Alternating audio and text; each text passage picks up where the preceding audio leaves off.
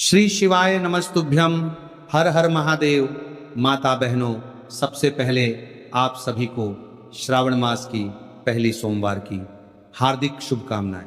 आप सभी लोग जानते हैं कि 3 अगस्त 2026 के दिन श्रावण महीने की सबसे पहली सोमवारी तिथि पड़ रही है। तो इस दिन का महत्व बहुत ही ज़्यादा बड़ा हो जाता है। इसीलिए आप लोगों को इस दिन 3 पीले कनेर के फूल वाला उपाय जरूर करना चाहिए। इस उपाय को मैं बहुत अच्छे से समझाने वाला हूँ। तो माता बहनों, उपाय को आपको कैसे करना है, कब करना है, कहाँ पर करना है और उपाय को करते समय आपको किन किन बातों का ध्यान रखना है, ये सारी जानकारी हम आपको इस वीडियो में देंगे। तो चलिए उपाय को शुरू करते हैं। देखिए, ये दिन इतना खास होता है, इतना महत्वपूर्ण होता है। देखा गया है कभी कभी बड़े बड़े पूजा पाठ अनुष्ठान से जो मनोकामना पूर्ण नहीं होती है, वो 3 अगस्त का पावन महीना पहली सोमवारी तिथि के दिन एक छोटे से उपाय करने से ही आपकी मनोकामना पूर्ण हो जाती है। और बहुत सारे लोगों ने इस उपाय को किया भी है और उनको इस उपाय को करने का फल भी जरूर मिला है। अगर आप लोग भी इस उपाय को 3 अगस्त 2026 सावन महीने के सबसे बड़ा सोमवारी तिथि के दिन करना चाहते हैं, तो आप इस उपाय को पहले अच्छे से समझ लेना, सुन लेना, उसके बाद करना। आपको इस उपाय का फल जरूर मिलेगा। और इस उपाय को करने से आपके घर में चाहे किसी भी प्रकार की दुख और समस्या क्यों ना चल रही हो, आपको उसका कारण भी नहीं पता है कि भाई ये समस्या किस कारण से चल रही है। उसका कुछ भी कारण हो सकता है, जैसे पितृदोष हो सकता है या किसी भी तरह का मंगल दोष भी हो सकता है, और भी बहुत तरह के दोष होते हैं, कुछ भी हो सकता है। पर आपको इस उपाय को करने के लिए अपने दोष को पता लगाने की भी जरूरत नहीं है। बस 3 अगस्त सावन फर्स्ट सोमवारी तिथि के दिन इस 3 कनेर के फूल वाला उपाय आप लोगों को जरूर कर लेना है। तो माता बहनों, अब हम समझते हैं इस वाले उपाय को हमें करना किस समय है। तो सबसे पहली बात दोस्तों, हम समझते हैं कि ये 3 कनेर के फूल वाला उपाय करना किसको है। तो देखिए, यहां पर सीधी सी बात है कि ये 3 कनेर के फूल वाला जो उपाय है, ये किस लिए किया जा रहा है। ये मनोकामना को पूर्ण करने के लिए किया जा रहा है, या आपके जीवन में जो दुख और परेशानियां हैं उनको दूर करने के लिए किया जा रहा है, या आपका कोई बड़ा काम है जो कि नहीं हो पा रहा है, आप उसके लिए इस उपाय को कर सकते हो। तो सीधी सी बात यह है कि आप अपनी किसी भी प्रकार की मनोकामना के लिए इस वाले उपाय को कर सकते हो। तो ये उपाय वह व्यक्ति कर सकता है जिस व्यक्ति को अपनी किसी भी प्रकार की मनोकामना भगवान शिव जी से पूर्ण करवानी हो।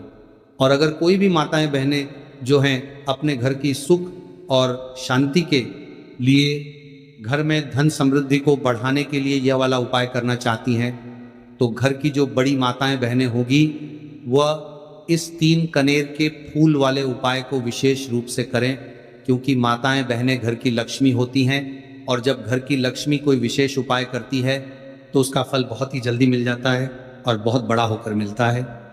अन्यथा इस उपाय को कोई भी व्यक्ति कर सकता है, चाहे वो बड़ा हो, चाहे वो छोटा हो, चाहे वो बच्चा हो। जिस व्यक्ति को ये 3 कनेर के फूल वाला उपाय समझ आ गया, वह व्यक्ति इस 3 कनेर के फूल वाले उपाय को इस सावन की पहली सोमवार के दिन जरूर करे, क्योंकि उसको इस उपाय के फल बहुत ही जल्दी मिल जाएगा। माता बहनों, पहली सोमवारी के दिन भगवान शिव जी और माता पार्वती बहुत आसानी से प्रसन्न हो जाते हैं।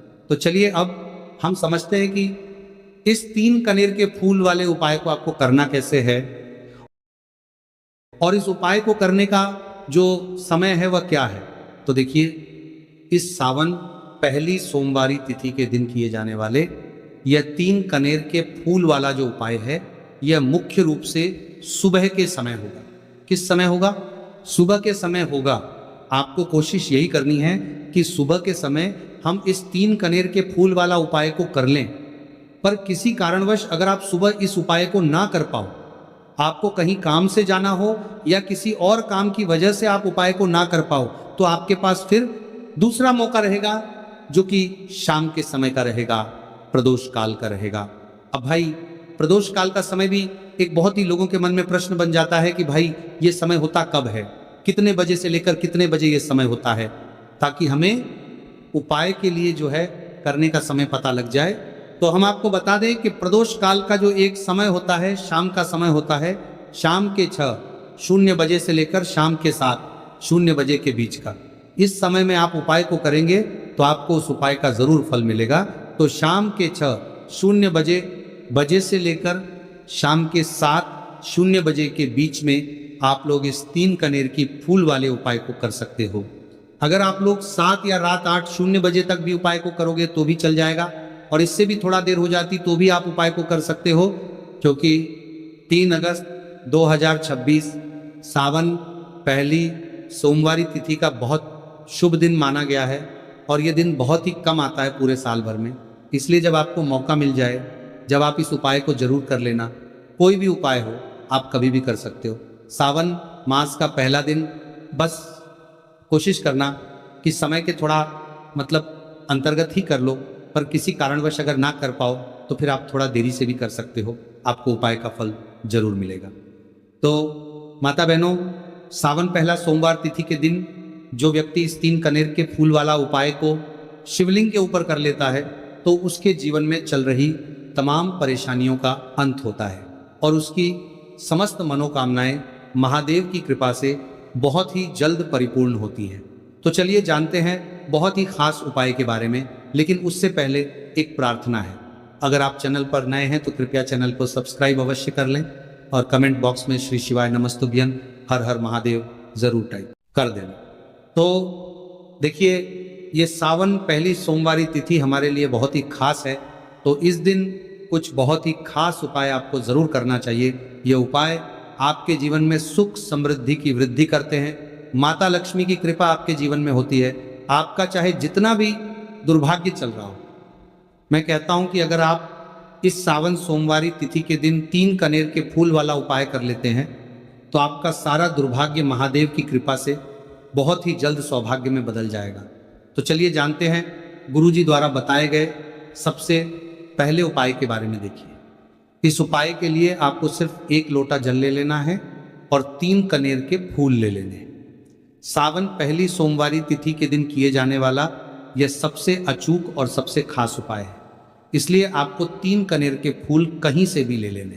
3 कनेर के फूल आप चाहे तो फूलों की दुकान से ले लें, या फिर आपको नहीं मिल पाते हैं तो शिवलिंग के ऊपर जो कनेर के फूल चढ़े हैं उनको उठाकर जल से शुद्ध करके फिर आप उसका भी इस्तेमाल कर सकते हैं।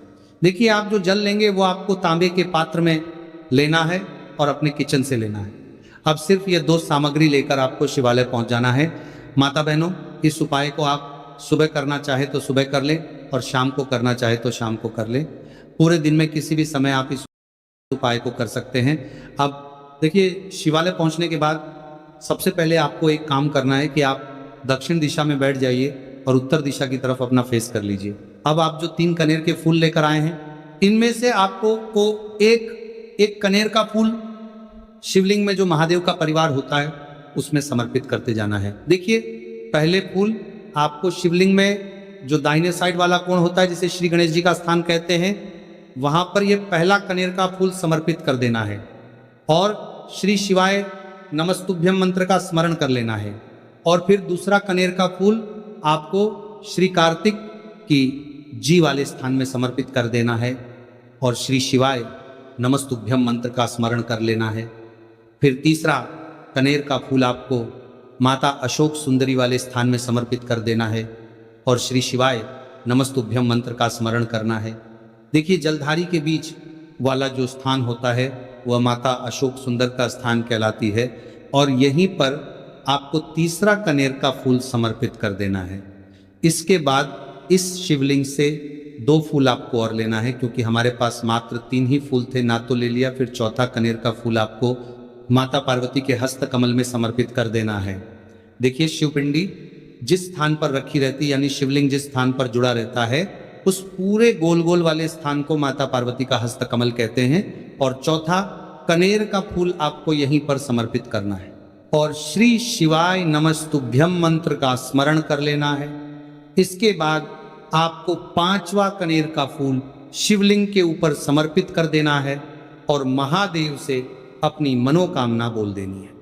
देखिए, यह उपाय उन लोगों को करना है जिनकी कोई विशेष मनोकामना है, जो अभी तक परिपूर्ण ही नहीं हो पा रही। बहुत सारे उपाय कर चुके हैं, बहुत सारे टोटके कर चुके हैं। तो मैं कह रहा हूं कि ऐसे लोगों को ये विशेष उपाय सावन पहली सोमवारी तिथि के दिन जरूर करना चाहिए। पांचवा, फूल समर्पित करते हुए यानी शिवलिंग के ऊपर रखते हुए आपको अपनी मनोकामना बोल देनी है और ये फूल शिवलिंग के ऊपर समर्पित कर देना है। अगर आप शिव परिवार के बारे में नहीं जानते हैं तो सामने स्क्रीन पर आपको एक पिक्चर दिखाई जा रही है। इसमें पूरा शिव परिवार दिखाया जा रहा है कि कहाँ गणेश जी का स्थान होता है, कहाँ कार्तिकेय जी का स्थान होता है या फिर कहाँ माता अशोक सुंदरी का स्थान होता है। सारे स्थान आपको दिखाई जा रहे हैं। इनमें से जो भी स्थान में अभी आपको फूल समर्पित करते हुए दिखाया गया है उसी स्थान पर आप फूल समर्पित कर दीजिएगा। अब इसके बाद आप जो एक लोटा जल लेकर आए उसको पहले श्री गणेश जी वाले स्थान में थोड़ा सा समर्पित कर दीजिए और श्री शिवाय नमस्तुभ्यम मंत्र का स्मरण कर लीजिए। फिर थोड़ा सा जल आप श्री कार्तिकेय जी वाले स्थान में समर्पित कर दीजिए और श्री शिवाय नमस्तुभ्यम मंत्र का स्मरण कर लीजिए। फिर थोड़ा सा जल आप माता अशोक सुंदरी वाले स्थान में समर्पित कर दीजिए और श्री शिवाय नमस्तुभ्यम मंत्र का स्मरण कर लीजिए। फिर थोड़ा सा जल आप माता पार्वती के हस्त कमल में समर्पित कर दीजिए और श्री शिवाय नमस्तुभ्यम मंत्र का स्मरण कर लीजिए। इसके बाद बचा हुआ पूरा जल आप शिवलिंग के ऊपर लगातार समर्पित करते जाइए तथा शिव महापुराण के मूल मंत्र श्री शिवाय नमस्तुभ्यम का कम से कम 11 बार स्मरण कर लीजिए। शिवलिंग के ऊपर जल समर्पित करते हुए आपको कम से कम 11 बार श्री शिवाय नमस्तुभ्यम मंत्र का स्मरण करना है। जो भी व्यक्ति इस सोमवारी तिथि के दिन इस उपाय को कर लेता है तो उसकी मनोकामना महादेव की कृपा से बहुत ही जल्द परिपूर्ण हो जाती है। तो इस विशेष उपाय को आप जरूर करिएगा। अब जानते हैं दूसरे खास उपाय के बारे में। यह उपाय भी आपके लिए बहुत ही खास होने वाला है तथा आपकी सारी समस्याओं को समाप्त करने वाला है। देखिए, इस उपाय के लिए आपको सबसे पहले एक लोटा जल ले लेना है। तांबे के पात्र में आपको अपने किचन से जल ले लेना है। इसी के साथ आपको ले लेना है 11 चावल का दाना। चावल का दाना कहीं से टूटा हुआ नहीं होना चाहिए, खंडित नहीं होना चाहिए। फिर इसी के साथ आपको ले लेना है एक सफ़ेद रंग का फूल। यह सफ़ेद रंग का फूल महादेव को अत्यधिक प्रिय होता है और यही आपके सारे कार्यों को सफल करेगा, आपके सारे मनोरथ को पूरा करेगा। इसीलिए आपको एक सफ़ेद रंग का फूल ले लेना है और सबसे आखिर में आपको ले लेना है 3 बेलपत्र। अब ये सारी सामग्री लेकर आपको पहुंच जाना है शिवालय। देखिए, इस उपाय को भी अगर आप शाम को करें तो आपके लिए बहुत ही विशेष होगा, क्योंकि शाम को प्रदोष काल के समय साक्षात महादेव शिवलिंग में वास करते हैं। तो अगर आप शाम को प्रदोष काल के समय में करेंगे तो आपके लिए सर्वोत्तम होगा। लेकिन बहुत से ऐसे शिवालय होते हैं जिनमें शाम के समय में जल समर्पित नहीं करने दिया जाता है। तो ऐसी स्थिति में फिर आप पूरे दिन में किसी भी समय कर सकते हैं। अब देखिए, शिवालय पहुंचने के बाद आपको ये सामग्री एक एक करके शिवलिंग के ऊपर समर्पित करते जाना है।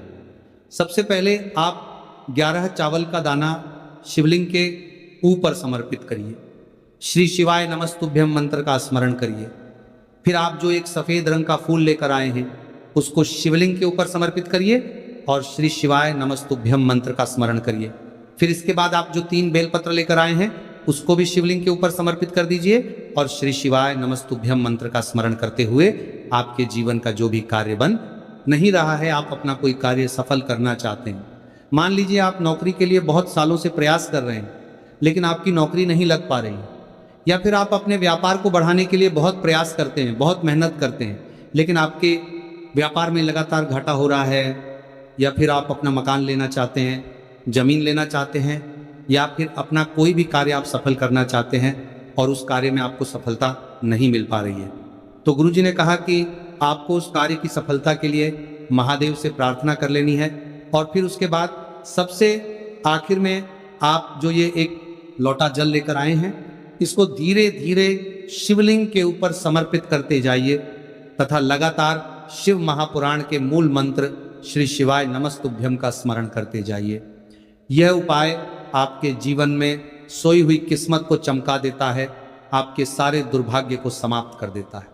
तो चलिए अब जानते हैं तीसरे खास उपाय के बारे में। यह उपाय आपके जीवन में धन धान्य की वृद्धि करने के लिए है। इस उपाय के लिए आपको सिर्फ एक दीपक ले लेना है। दीपक आप चाहे तो मिट्टी का ले लें या फिर आप अपने घर पर शुद्ध आटा मारकर उसका भी दीपक तैयार कर सकते हैं। बस दीपक में आपको शुद्ध देसी घी का प्रयोग करना है और साथ साथ लंबी रुई की बत्ती का प्रयोग करना है। लंबी रुई की बत्ती का प्रयोग हम लोग अपने जीवन में धन धान्य की वृद्धि के लिए करते हैं, अपने जीवन में व्यापार को बढ़ाने के लिए करते हैं तथा अपने वंश को बढ़ाने के लिए करते हैं। इसी के साथ आपको थोड़े से चावल के दाने ले लेने हैं और ये सारी सामग्री लेकर आपको पहुंच जाना है किसी भी बेलपत्र के वृक्ष के नीचे। आप देखिए, बेलपत्र के वृक्ष के नीचे पहुंचकर आपको सबसे पहले ये चावल के दाने वहीं पर थोड़े से डाल देने हैं और फिर इन्हीं चावल के दोनों के ऊपर आपको ये दीपक रख लेना है और इस दीपक की बत्ती का मुख आपको उत्तर दिशा की तरफ रखते हुए इस दीपक को आप प्रज्वलित कर लेंगे।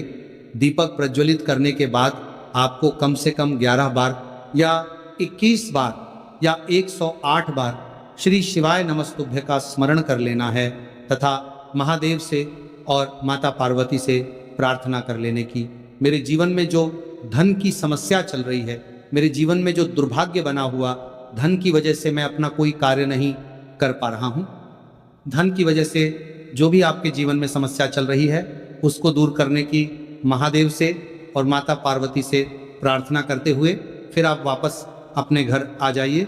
गुरुजी अपनी शिव महापुराण की कथा में बता चुके हैं कि जो भी व्यक्ति सोमवार इस दीपक को प्रज्वलित करना प्रारंभ कर देता है तो सिर्फ 3 या 5 सोमवार के दिन ही इस उपाय को करने के बाद उसके जीवन में कहीं ना कहीं से धन धान्य की प्राप्ति जरूर होती है और उसकी सारी आर्थिक समस्याओं का अंत होता है।